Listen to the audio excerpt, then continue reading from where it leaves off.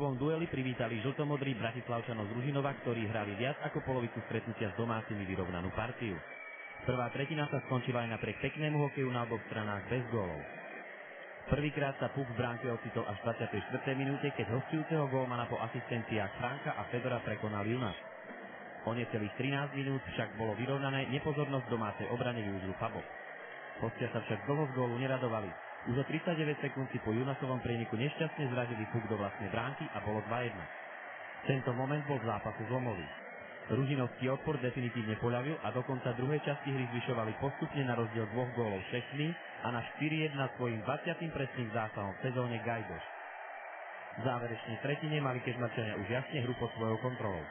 V 43. minúte zvyšoval na 5-2 Hopiak a hoci sa Bratislavčanom podarilo zásluhou Ďuriša znížiť, 10 minút pred koncom pridal gólovú bodku za stretnutím v Slaninách.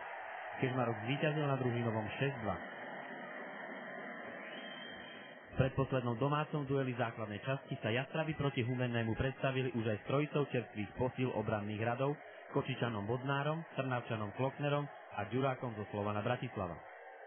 Úvodný gól zaujímavého stretnutia zaznamenal až v 18. minúte v presilovke 5-3 domáci bek Tomáš tvrdou strelou z diaľky.